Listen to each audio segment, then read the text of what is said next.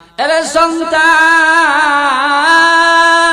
তুমি যখন ছোট ছিলে, তোমার উপরে যখন পাকা ঘুরত, ঘুমের ভিতর দিয়া যখন বিদ্যুৎ চলে যাইত, তখন তুমি মুসুরি দিয়া তোমার ঘুম ভাঙ্গা যাইত।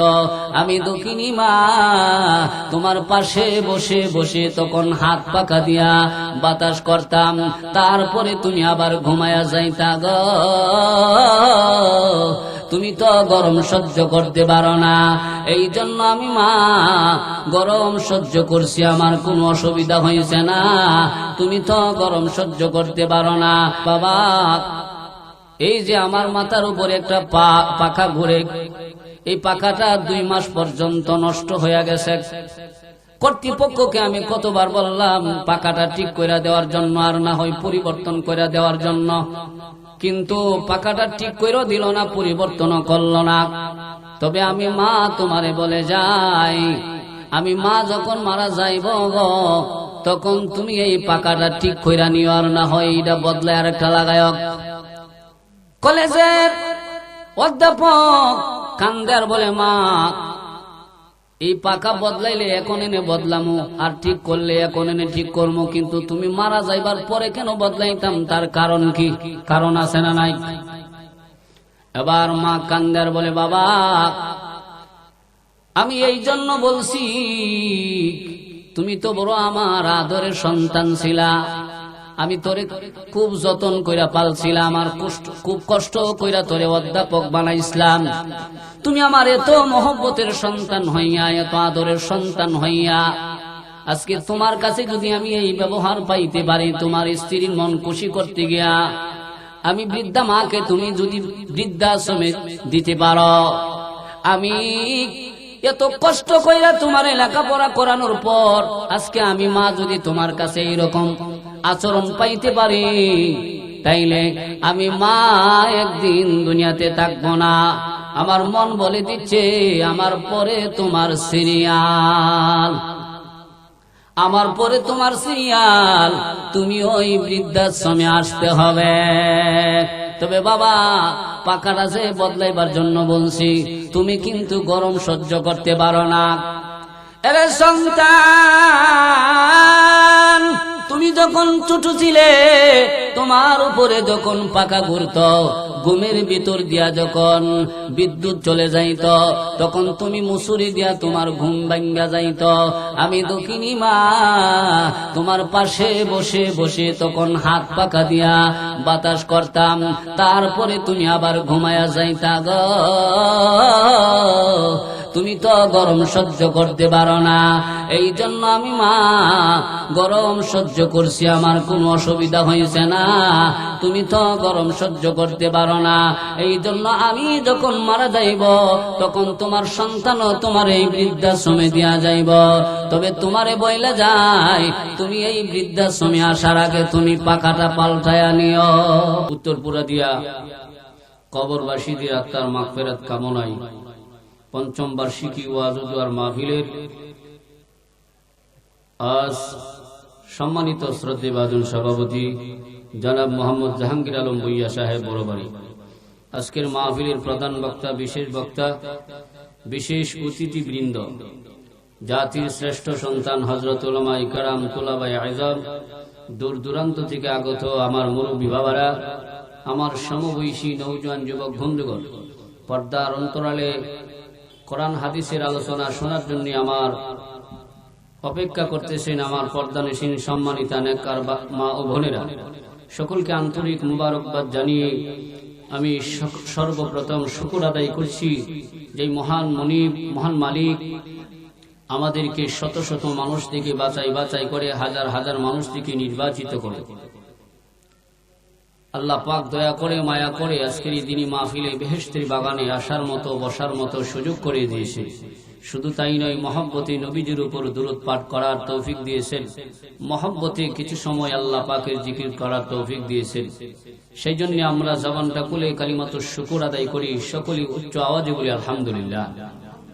আবারও শুকর আদায় করি যিনি আমাদেরকে আখিরি নবীর উম্মত বানাইছেন, মুসলমানের ঘরে জন্ম দিয়েছেন, এখনো হাঁটাচলা করার মতো তৌফিক দিয়েছেন, হায়াত দিয়ে এখন পর্যন্ত বাঁচাইয়া রাখছেন।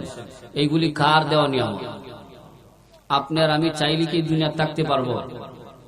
যখন ডাক আসবে তখন চলে যেতে হবে। কারণ এটা এমন এক দুনিয়া, আমরা অনেক সময় অনেক মানুষে বলি, হেই বাদাইম্মা রাইদাম বাদাইম্মা। এই যে বাদাইম্মাকে আরেকবার গালি দিল, একটু চিন্তা করছে? আচ্ছা, যিনি গালিটা দিল উনি কি স্থানীয় লোক হলে? কি কয়? দুনিয়ার কেউ স্থানীয় আছে? ধরতে গেলে দুনিয়ার সবই বাদাইম্মা, দুনিয়ার সবই বাদাইম্মা। তাইলে আমি আরেকবার বাদাইম্মাকে গালি দিতাম কেন? কারণ এই পৃথিবীতে আমরা যে যাই হোক না কেন কেউ থাকতে পারবে না, চলে যেতে হবে। তো আল্লাহ তাআলা আমাদেরকে এখন পর্যন্ত হায়াত দিয়া বাঁচায়া রাখছেন। আল্লাহর দয়া মেহেরবানি আমাদের প্রতি আছে না নাই? কম না বেশি? বেশি। এই জন্য আমরা দিল থেকে আবারও শুকর আদায় করি, সকলে বলি আলহামদুলিল্লাহ। সম্মানিত হাজিরিন, আমরা পুরুষরা যেমন নেক আমল করার দরকার আছে, মা বোন যারা আছে হেরারও তো নেক আমল করার দরকার আছে, আছে না নাই? নাকি হেরা নেক আমল করার দরকার নাই? আছে। আল্লাহ কোরআনে বলেন, وَمَن يَعْمَلْ مِنَ الصَّالِحَاتِ مِن ذَكَرٍ أَوْ أُنثَىٰ وَهُوَ مُؤْمِنٌ فَأُولَٰئِكَ يَدْخُلُونَ الْجَنَّةَ وَلَا يُظْلَمُونَ نَقِيرًا। আল্লাহ তাআলা বলেন, কোন ইমানদার নারী অথবা কোন ইমানদার পুরুষ যদি দুনিয়ার জীবনে নেক আমল করে, এই মানুষগুলি তারা মৃত্যুর পর আল্লাহর তৈরি জান্নাতে প্রবেশ করবে। ওয়ালা ইউজলামুনা নাকিরা, আল্লাহ পাক বলেন তাদের প্রতি আমি চুল পরিমাণ কোনো জুলুম করব না, জুলুম করব না। কি বুঝাইলেন? আল্লাহ পাক বলেন, দুনিয়ায় যদি যাররা পরিমাণ নেক আমল করো, ফামান ইয়ামাল মিসকালা যাররাতিন খায়রান ইয়ারা। আল্লাহ পাক বলেন, গোলাম দুনিয়ার জীবনে যদি যাররা পরিমাণ নেক আমল করো, ভালো কাজ করো, তার যাজা, তার বদলাও আমি আল্লাহ তাআলা তোমাকে কঠিন কিয়ামতের ময়দানে দান করব। তুমি দুনিয়ায় ভালো কাজ করছো, আমি তোমারে ভালো কাজের বেনিফিট বদলা আমি তোমারে দিব না, এমন না। এটা দুনিয়া না, এটা পরকাল। এই জন্য দুনিয়া তো দেখবেন মানুষ ভালো কাজ করলে ভালো কাজ করার কোন বদলা পানা, যাজা পানা, আরো অপমান পাকি না। কিছু মানুষ আছে দেখবেন মানুষের উপকার করে শান্তি পানা, আরো হারে বাস দে। কি দে? ভালো কাজ করতে গেলে মানুষে বাস দে, ঠিক না বেটি? এক ব্যক্তি এক লোকের 50,000 টাকা দিছি, দেড় সারে কত একটু দাঁড়াও। পরে ঘর থেকে একটা বাস চুলাই লইছে। কি লইছে? কোনেন 50,000 টাকাও দিলাম, আমি বাসটাও দিলাম। কো ভাই, আপনি আমার টাকাও দিলেন, আমার বাসও দিলেন। বাস কি লিগে দিছো? টাকা তো আমার দরকার, আচ্ছা আমার দিছো না, আমি নিলাম, কিন্তু বাস কি লিগে দিলাই? ওই 50,000 টাকা দিয়া যে তোমার উপকার করছি, এই কারণে তুমি আবার যে বাস দিবা, তুমি কই গিয়ে আবার খুঁজা বাইর করবা, এই কারণে বাসটাও সাথে দিয়ে দিলা। বাসটাও কি করলাম? দুনিয়ায় ভালো কাজ করলে, উপকার করলে, মুরব্বীর একটা কথা যে উপকার করলে ঘাড়ো লাগতি দে, দেখি দে না। ভালো কাজ করলে এই মানুষের দাম সমাজে নাই। দেখবেন মন্দ কাজ করো, দেখবেন হের দাম আছে, আছে না নাই? তো সম্মানিত হাজিরিন, আল্লাহ তাআলা বলেন, আমি দুনিয়ার মানুষের মতো না।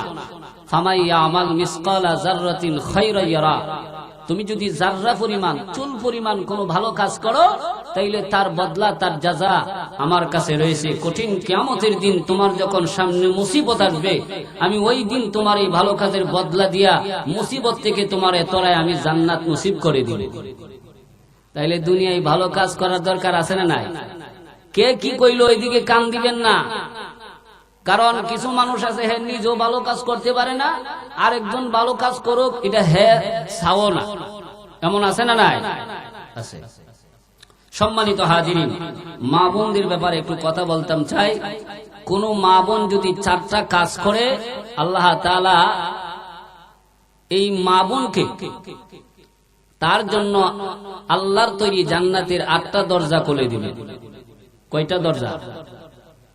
আল্লাহ তাআলা, আল্লাহ নবী বলেন, ক্বালান নবী সাল্লাল্লাহু আলাইহি ওয়াসাল্লাম, আল মারআতু ইযা সাল্লাত খামসাহা। প্রথম নাম্বার ভালো কাজটা হচ্ছে 5 ওয়াক্ত নামাজ। নামাজ যেমন পুরুষের উপরে ফরজ করেছেন, তেমনি ভাবে বালেগ মহিলার উপরে আল্লাহ তাআলা 5 ওয়াক্ত নামাজ ফরজ করেছে। ঠিক না বেটি? অনেক স্বামী নামাজ পড়ে কিন্তু বিবি নামাজ পড়ে না। বেনমাজি স্ত্রী আছে না নাই? আবার অনেক স্ত্রী নামাজ পড়ে কিন্তু স্বামী নামাজ পড়ে না। বেনমাজি জামাই আছে না নাই? স্বামী আছে না নাই? আছে। এই জন্য আল্লাহ তাআলা বলেন যে 5 ওয়াক্ত নামাজ যেই মহিলা পড়বে। 2 নাম্বার ওয়াসামাস সাহরাহা, রমজান মাসের রোজা। রমজান মাসের রোজা নফল না ফরজ? ফরজ। এটা পুরুষের উপরে যেমন আল্লাহ ফরজ করেছেন, মহিলার উপরে ফরজ করেছেন। 3 নাম্বার ওয়া আহসানাত ফারজাহা, নিজের ইদ্দত, নিজের সতীত্ব দায়িকা রাখবে, অর্থাৎ পর্দা করবে। নামাজ যেমন ফরজ, রোজা যেমন ফরজ, পর্দার বিধানও ফরজ। নাকি বেশ কম আছে? চুল পরিমাণ কোনো বেশ কম নাই। 4 নাম্বার হচ্ছে ওয়া আতাআত যাওজাহা, স্বামীর আনুগত্য করবে, স্বামীর হুকুম মানবে, স্বামীর হুকুম মতো চলবে। বর্তমানে অনেক মহিলা আছে স্বামীকে মানতে চাই না। এমন মহিলা আছে না নাই? আছে। অথচ স্বামীর হুকুম মানা, স্বামীর কথা মতো চলা, নামাজ যেমন ফরজ, রোজা যেমন ফরজ, পর্দার বিধান যেমন ফরজ, স্বামীর হুকুম মানা, স্বামীর কথা মতো চলাও ফরজ। স্বামীর কথা মতো চলাও কি ফরজ? এই 4টা আমল, কথাগুলি দিলের কান দিয়া শুনবেন। যারা চলে গেছে হেরা বুধু বিয়া করছে না, যার কারণে এই কথাগুলি হেরার দরকার নাই। মুরব্বী বাবারা, যুবক ভাইয়েরা, আল্লাহর নবী রাহমাতুল লিল আলামিন বলেন, যেই মহিলার মধ্যে 4টা গুণ থাকবে, এই মহিলা নেককার মহিলা হবে, এই মহিলা আল্লাহওয়ালা মহিলা হবে। 4টা গুণের প্রথম নাম্বার গুণ হচ্ছে, আল্লাহর নবী বলেন, এরে আমার উম্মতের মহিলা, স্বামী যখন ব্যবসা করে বাসায় আসব, চাকরি করে বাসায় আসব, খেতে কামারে মেহনতের কাজ করে যখন বাসায় আসব, স্বামী বাসায় আসা মাত্রই তোমার দিকে তাকানো মাত্রই আনন্দ দিতে হবে। কি দিতে হবে? আনন্দ দিতে হবে। এরে মা ও বোন, যারা আমার কথাগুলি শুনছেন, একটু মনোযোগ দিয়া শুনেন। আল্লাহ নবী বলছেন, কোন নারী যদি স্বামীকে কথাবার্তার দ্বারা আনন্দ দেয়, কিংবা তার আচার আচরণের দ্বারা, ব্যবহারের দ্বারা আনন্দ দেয়, চাই সে আনন্দটা কথাবার্তার দ্বারা হোক, ব্যবহারের দ্বারা হোক, অঙ্গ ভঙ্গির দ্বারা হোক, এমনকি সাজগোজের মাধ্যমেও যদি একটা স্ত্রী স্বামীকে আনন্দ দেয়, শুধু তাই নয়, আল্লাহ নবী বলেন, কোন স্ত্রী যদি স্বামীকে হাসাইতে গিয়া সে নিজে হাসে, আর হাসতে গিয়া যেই কয়টা দাঁত বাহির হবে, যতটা দাঁত বাহির হবে, প্রত্যেকটা দাঁতের বিনিময় আল্লাহ তাআলা তার আমলনামায় এক একটা করে কবুল হজের সওয়াব দান করবে। বর্তমান যুগের মহিলারা আনন্দ দেয় স্বামীর না, হয়তো দেবরে, আর না হয় দুলাবাইরে, আর না হয় বিয়াইরে। এমন মহিলা আছে না? কম না বেশি? হয়তো স্বামীরে, দেবরে, আর না হয় দুলাবাইরে, আর না হয় বিয়াইরে। আর কিছু দেবরও আছে মতলব খারাপ, হে বাবিরে ভাইলে, হে আর কথা কমাইতেছে না, খালি বাড়াইতেছে। আর কিছু রসিক বাবি আছে, হেও দেবর ভাইলে আর কথা কমাইতেছে না, বাড়াইতেছে। আর স্বামী আইলে দেখবেন যেমন বোঝা দা যে হইসমা দাস করেছে, চেহারাটার এমন করে রাখে। আর দেবর আইলে দেখবা, আরে বাবা, যেমন আসমানের চাঁদ গড়াইছে। আর কিছু দেবরও মতলব কারা গান গা ভাইয়া তোমার বর আমি যে দেবর, বুঝে দেখো ভাবি কার বেশি দাবি, কারে তুমি করবা আপন করবা কারে পর। নাউজুবিল্লাহ বলে।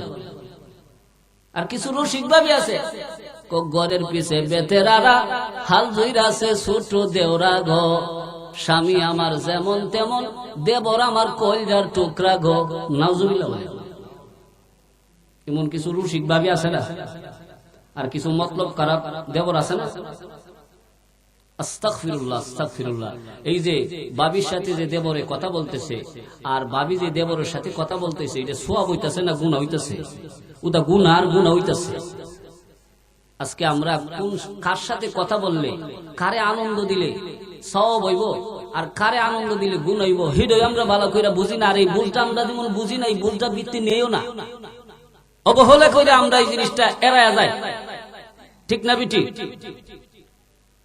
মুরব্বি বাবারা, যুবক ভাইয়েরা, আল্লাহর নবী বলেন আমার উম্মতের মহিলারা, তোমার স্বামী যখন ব্যবসা করে বাসায় আসব, চাকরি করে বাসায় আসব, মেহনতের কাজ কাম করে বাসায় আসব, বাসায় আসা মাত্রই তোমার স্বামীর আনন্দ দেওয়া লাগবে।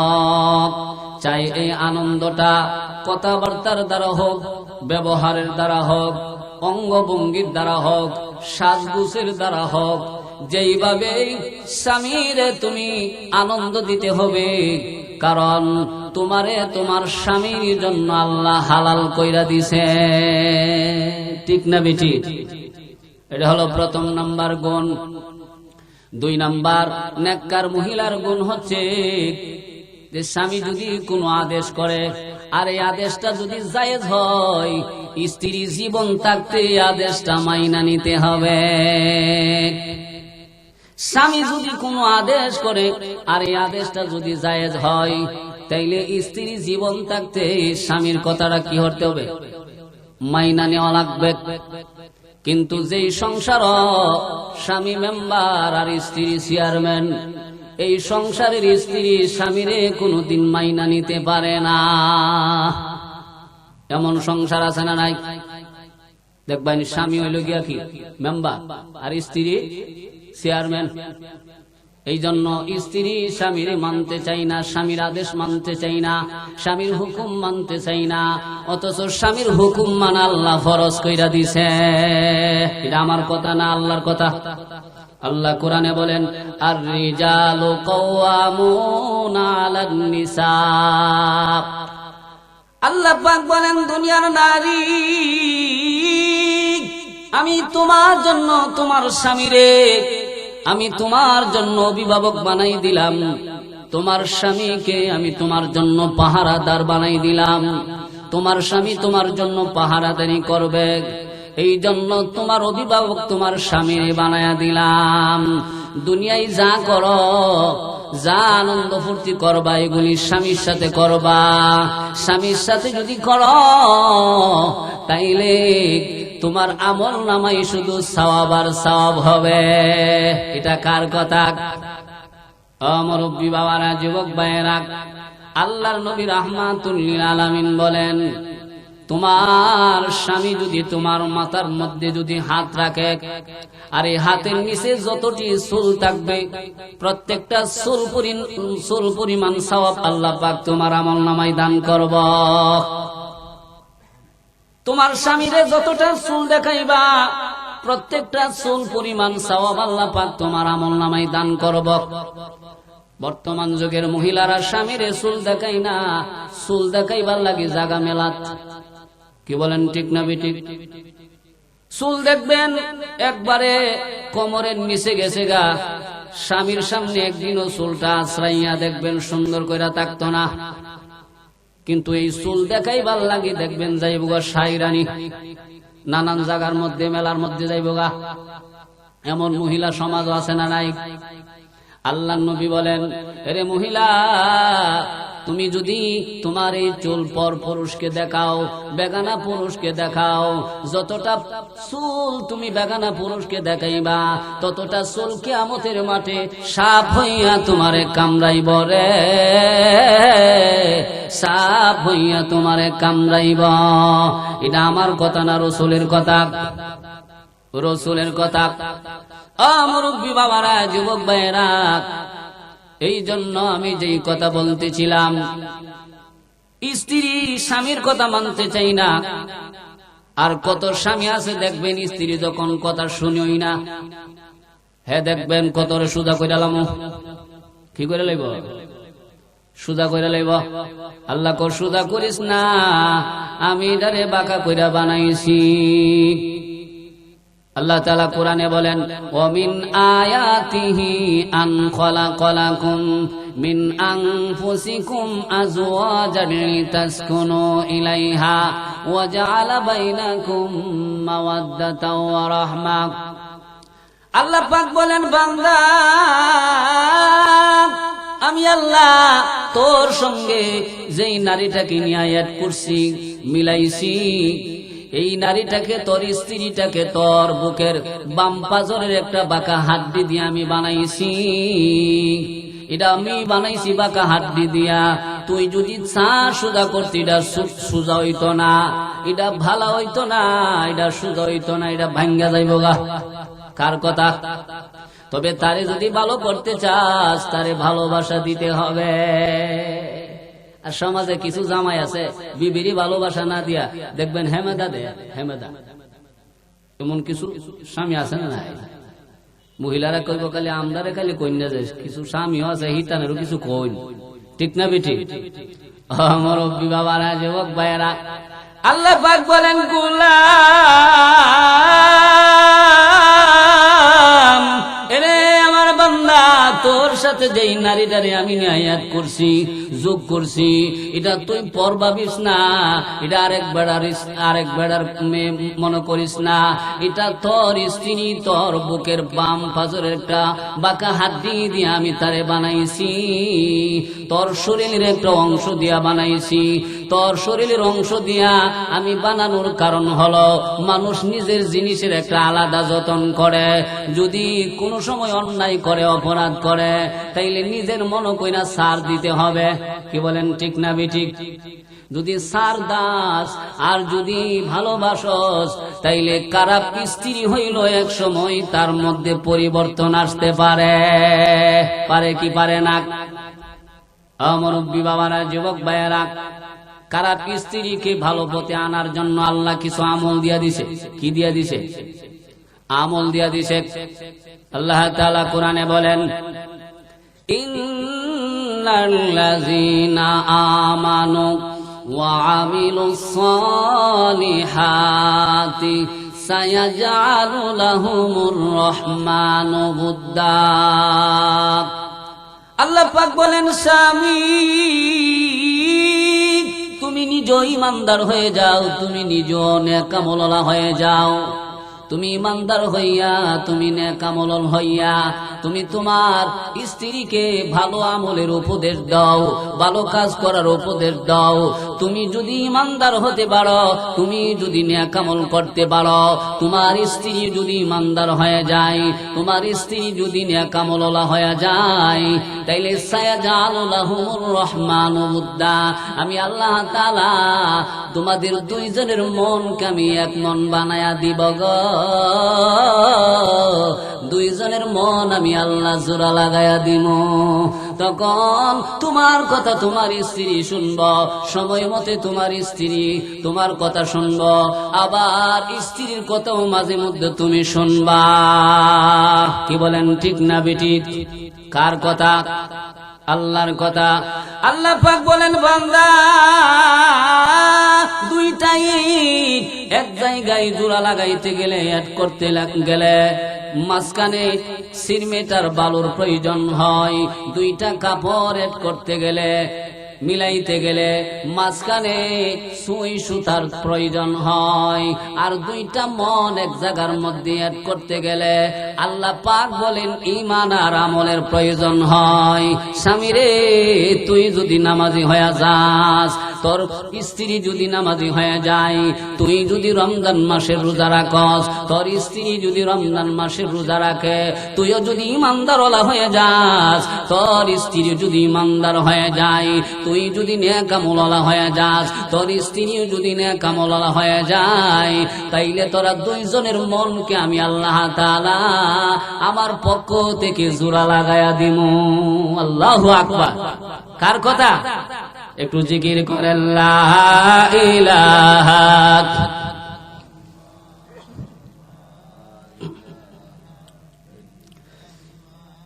ইব্রাহিম নবী নবী ছিল, নমরুদে আগুনে ফেললো। ইব্রাহিম নবী নবী ছিল, নমরুদে আগুনে ফেললো। আগুন হইল ফুল বাগিচা, আগুন হইল ফুল বাগিচা। ইব্রাহিম তো জ্বলে না। লা ইলাহা ইল্লাল্লাহ, লা ইলাহা, লা ইলাহা ইল্লাল্লাহ মুহাম্মাদুর রাসূলুল্লাহ সাল্লাল্লাহু আলাইহি ওয়াসাল্লাম। তাইলে 2 নাম্বার গুণটা হচ্ছে, স্বামী যদি কোনো আদেশ করে, স্ত্রী জীবন থাকতে এই আদেশটা মাইনা নিতে হবে।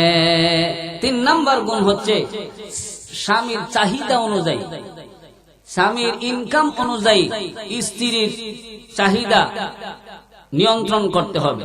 স্বামী ধরেন মাসে 15,000 টাকা রোজগার করে, স্ত্রী এই স্বামীর বেতন অনুযায়ী সে খরচ করতে হবে। স্বামী মাসে 15,000 রুজি করলো, ইনকাম করলো, আর স্ত্রী যদি 20,000 খরচ করে, তাইলে হবে না। স্বামীর ইনকাম অনুযায়ী স্ত্রীর চাহিদা কি করতে হবে? নিয়ন্ত্রণ করতে হবে। কত স্ত্রী আছে দেখবেন বেশি বেশি অপচয় করে, অপচয়কারী ভালো না। আল্লাহ কোরআনে বলেন, ইন্নাল মুবাযযিরিনা কানু ইখওয়ানাশ শায়াতিন। আল্লাহ পাক বলেন, অপচয়কারী হচ্ছে শয়তানের ভাই, অপচয়কারী হচ্ছে শয়তানের বন্ধু। আল্লাহ পাক বলেন, এরে নারী ও পুরুষ, তোমরা অপচয় করে তোমরা শয়তানের বন্ধু হয় না, আর শয়তানরে বন্ধু বানায়া কবর আইসো না। আমি আল্লাহরে বন্ধু বানায়া যদি কবরে আসতে পারো, তাইলে তোমার কবরটা হবে জান্নাতের বাগিচা। কি বলেন, ঠিক না বেঠিক? আল্লাহর নবী হাদিসের মধ্যে বলেন, তিরমিজি শরীফের মধ্যে আছে, আল কবরু রাউযাতুম মিন রিয়াজুল জান্নাহ আও হুফরাতুম মিন হুফারিন নার। কিছু মানুষের জন্য কবর হবে জান্নাতের বাগিচা, আর কিছু মানুষের জন্য কবরটা হবে একটা জাহান্নামের গর্ত। নাউজুবিল্লাহ বলেন। ভালো কাজ করে কবরে যাবে, তাদের জন্য কবর হবে জান্নাতের বাগিচা, আর যারা মন্দ আমল নিয়ে কবরে যাবে, তাদের কবরটা হবে জান্নাতের জাহান্নামের একটা টুকরা। নাউজুবিল্লাহ বলেন। তাইলে কবরে নেক আমল নিয়ে যাওয়ার দরকার আছে না নাই? 4 দিন পরে নখ কষে যাবে, 9 দিন পরে চুল। কবরে গাহে সামান নিতে কইর না কেউ ভুল। কবর জায়গা ভালো নয়, কবর জায়গা ভালো নয়। আমল দিয়ে কবর গৃহ সাজিয়ে নিতে হয়। 17 দিনে পেট পেটে শেষ পোকার কাদ হবে, 60 দিন পরে গোস্ত থাকবে না, কঙ্কাল পরে রবে। 17 দিনে পেট পেটে শেষ পোকার খাদ্য হবে, 60 দিন পরে গোস্ত থাকবে না, কঙ্কাল পরে রবে। 90 দিনে হাড়গুলো সব আলাদা হয়ে রয়, 90 দিনে হাড়গুলো সব আলাদা হয়ে রয়। কবর জায়গা ভালো নয়, কবর জায়গা ভালো নয়, আমল দিয়ে কবর গৃহ সাজিয়ে নিতে হয়। দুনিয়ার ঘর সাজানোর জিনিস দিয়া সুন্দর কইরা সুন্দর মতো সাজাইছেন, দুনিয়ার ঘর সাজাইলেই চলবো না, কবর ঘরটাও সাজাইতে হবে। তাইলে কবরের ঘরটা সাজাইতে হবে নেক আমল দিয়া। যার যত বেশি হবে নেক আমল, তার কবরের সৌন্দর্য তত বেশি বাড়বে। আল্লাহু আকবার। মুরব্বি বাবারা, যুবক ভাইয়েরা, 4 নাম্বার নেককার মহিলার গুণ হচ্ছে, 4 নাম্বার গুণ হচ্ছে স্বামী যদি কোনো জিনিস পছন্দ করে তাইলে স্ত্রী ওইটা পছন্দ করতে হবে। আমরা এখানে আমি সহ যারা আছি, আমরা প্রত্যেকটা স্বামী একটা জিনিস পছন্দ করি। আমরা চাই বিয়ের পরে আমাদের পিতা মাতা যেন একসাথে থাকুক, একসঙ্গে থাকুক, এটা প্রত্যেকটা স্বামী চাই। কিন্তু অধিকাংশ স্ত্রীর কারণে স্বামী তার পিতা মাতাকে সঙ্গে রাখতে পারে না, সাথে রাখতে পারে না। কি বলেন, ঠিক না বেঠিক? অনেক স্ত্রী আছে বলে, তুমি যদি তোমার মা বাপ লইয়া খাও তাইলে গিয়া খাও গা, আমি তোমার ভাত খাইতাম না, আমি গেলাম। এমন কিছু দরজাইল্লা স্ত্রী আছে না? আছে। আমার বাবারা, যুবক ভাইরা, আল্লাহ নবী বলছেন তোমার স্বামী যদি কোনো জিনিস পছন্দ করে তাইলে তুমিও তা পছন্দ করতে হবে। তোমার স্বামী যদি পছন্দ করে তার মা বাপকে সঙ্গে নিয়ে একসাথে থাকুক, দুনিয়ার জীবনটা কাটাক, তাইলে তা তুমিও পছন্দ করতে হবে। কিন্তু অনেক স্ত্রীর কারণে স্বামী তার পিতা মাতাকে একসঙ্গে রাখতে পারে না, আর স্বামীও স্ত্রীর মন খুশি করার জন্য স্ত্রীকে মন খুশি করতে গিয়া তার পিতা মাতাকে বৃদ্ধাশ্রমে দিতে হয়। এমন আছে না নাই? এক কলেজের অধ্যাপক, উনি ওনার মারে বৃদ্ধাশ্রমের মধ্যে রাখছে। স্ত্রী বলে, তুমি যদি তোমার মা বাপ নিয়ে খাও তাইলে তুমি খাও, আমি গেলাম। স্ত্রীর মন খুশি করতে গিয়া তার বৃদ্ধা মাকে বৃদ্ধাশ্রমে রাখতে হয়েছে। 2 মাস পরে মার খোঁজ খবর নেওয়ার জন্য গেছে। অধ্যাপক মায়ের কাছে যখন গেছে, মা কান্দে আর বলে, বাবা, এই যে আমার মাথার উপরে একটা পাখা ঘুরে, এই পাখাটা 2 মাস পর্যন্ত নষ্ট হয়ে গেছে। কর্তৃপক্ষকে আমি কতবার বললাম পাখাটা ঠিক করে দেওয়ার জন্য, আর না হয় পরিবর্তন করে দেওয়ার জন্য, কিন্তু পাখাটা ঠিক করে দিল না, পরিবর্তনও করল না। তবে আমি মা তোমারে বলে যাই, আমি মা যখন মারা যাইব তখন তুমি এই পাখাটা ঠিক করে নিও, আর না হয় এটা বদলায় আর একটা লাগায়ক। কলেজের অধ্যাপক কান্দার বলে, মা, এই পাকা বদলাইলে এখন এনে বদলামু, আর ঠিক করলে এখন এনে ঠিক করবো, কিন্তু তুমি মারা যাইবার পরে কেন বদলাইতাম, তার কারণ কি? কারণ আছে না নাই?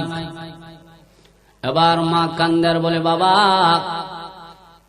আমি এই জন্য বলছি, তুমি তো বড় আমার আদরের সন্তান ছিলা, আমি তোরে খুব যতন কইরা পালছিলাম, আর খুব কষ্ট কইরা তোরে অধ্যাপক বানাইছিলাম। তুমি আমার এত মহব্বতের সন্তান হইয়া, এত আদরের সন্তান হইয়া, আজকে তোমার কাছে যদি আমি এই ব্যবহার পাইতে পারি, তোমার স্ত্রীর মন খুশি করতে গিয়া, আমি বৃদ্ধা মাকে তুমি যদি বৃদ্ধাশ্রমে দিতে পারো, আমি এত কষ্ট কইরা তোমার লেখাপড়া করানোর পর আজকে আমি মা যদি তোমার কাছে এইরকম আচরণ পাইতে পারি, তাইলে আমি মা একদিন দুনিয়াতে থাকবো না। আমার মন বলে দিচ্ছে আমার পরে তোমার সিরিয়াল, আমার পরে তোমার সিরিয়াল, তুমি ওই বৃদ্ধাশ্রমে আসতে হবে। তবে বাবা, পাখাটা যে বদলাইবার জন্য বলছি, তুমি কিন্তু গরম সহ্য করতে পারো না। এরে সন্তান, তুমি যখন ছোট ছিলে, তোমার উপরে যখন পাখা ঘুরত, ঘুমের ভিতর দিয়া যখন বিদ্যুৎ চলে যাইত, তখন তুমি মুসুরি দিয়া তোমার ঘুম ভাঙ্গা যাইত। আমি দক্ষিণী মা তোমার পাশে বসে বসে তখন হাত পাখা দিয়া বাতাস করতাম, তারপরে তুমি আবার ঘুমায়া যাইতা গো। তুমি তো গরম সহ্য করতে পারো না, এই জন্য আমি মা গরম সহ্য করছি, আমার কোনো অসুবিধা হয়েছে না। তুমি তো গরম সহ্য করতে পারো না, এই জন্য আমি যখন মারা যাইব তখন তোমার সন্তানও তোমার এই বৃদ্ধাশ্রমে দিয়া যাইব। তবে তোমারে বইলে যাই, তুমি এই বৃদ্ধাশ্রমে আসার আগে তুমি পাকাটা পাল্টায়া নিও। আল্লাহু আকবার বলেন।